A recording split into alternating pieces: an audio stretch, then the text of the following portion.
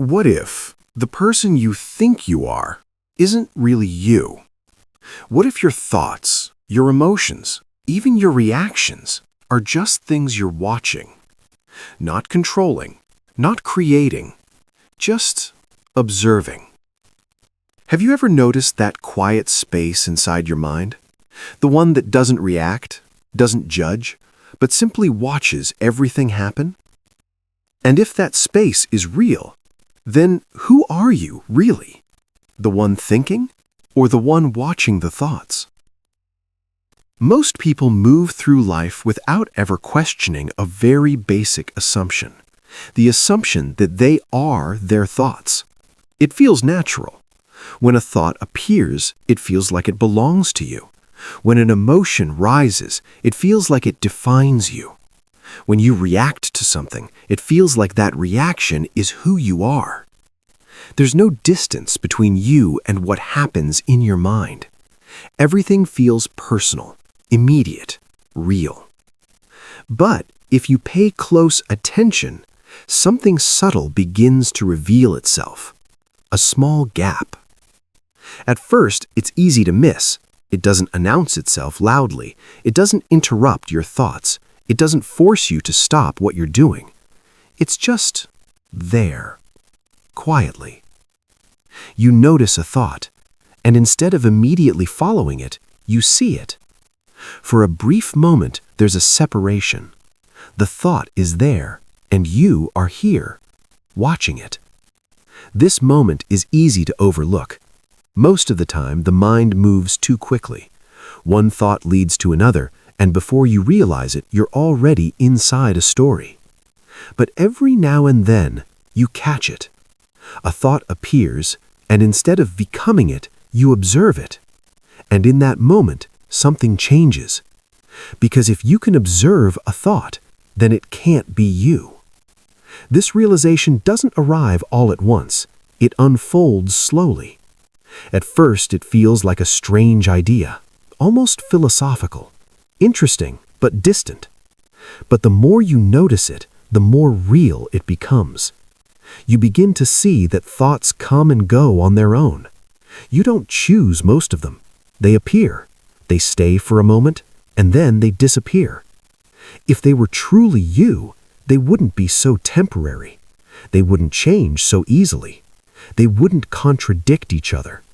One moment you feel confident, the next uncertain. One moment you feel calm, the next overwhelmed.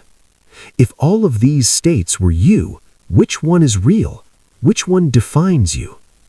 The answer becomes less clear the more you look, and eventually another possibility emerges. Maybe none of them define you. Maybe they are all experiences happening within you.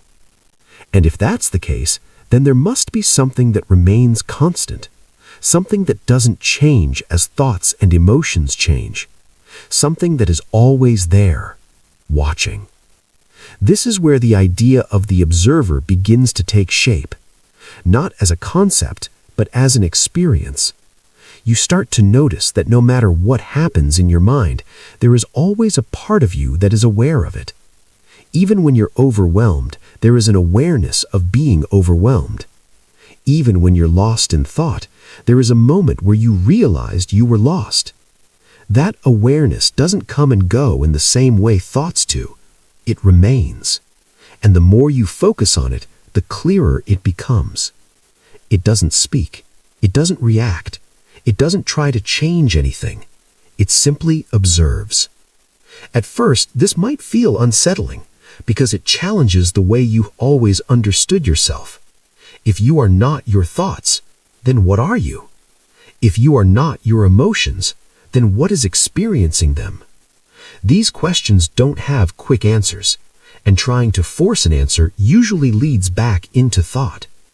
But this isn't something you think your way into. It's something you notice. The observer is not an idea. It's a direct experience. And once you begin to recognize it, something shifts. You start to create space between you and your thoughts. They still appear. They still have influence, but they don't define you in the same way. You see them as events, not identities. This changes how you relate to everything, especially difficult experiences. When a negative thought appears, it doesn't automatically take control. You see it, you recognize it, and because of that, you don't have to follow it. There is a choice, a small one at first, but powerful. You can let the thought pass without building a story around it. You can feel an emotion without becoming it. And in that space, something new emerges. Clarity.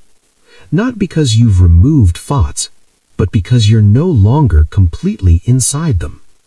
This doesn't mean life becomes easy. Thoughts don't disappear. Emotions don't stop. But your relationship to them changes. You become less reactive, less controlled by automatic patterns, more aware of what is happening in real time. And that awareness creates a different kind of freedom. Not the freedom to control everything, but the freedom to not be controlled by everything. Now, here's where it becomes even more interesting, because once you recognize the observer within yourself, you start to notice something similar in your experience of the world. You begin to see how much of reality is shaped by your interpretation, how quickly the mind labels things, good, bad, important, unimportant, and how those labels influence your experience. But if you can observe your thoughts, you can also observe those labels. You can see how they form, how they change, how they influence what you notice and what you ignore. And once you see that, the world becomes less fixed, less rigid, more open. You realize that what you experience is not just what is happening, but how it is being interpreted. And that interpretation is not permanent. It can shift, it can expand, it can become more flexible. This doesn't mean everything becomes uncertain. It means your experience becomes less automatic, more conscious, more intentional. And over time, this awareness begins to extend beyond your inner world. You start to notice the space between events and reactions, between stimulus and response. And in that space, something powerful exists. Choice.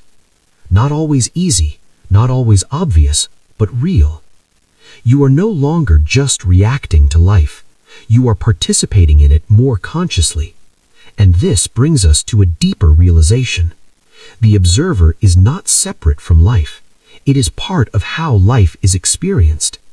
It doesn't remove you from reality. It connects you to it in a different way, a more direct way. Because when you are not lost in thought, you are more present. You notice details you would normally miss. You experience moments more fully. You respond instead of react. And that changes the quality of your experience. Subtly at first, then more noticeably. Life feels less rushed, less fragmented, more continuous, more real.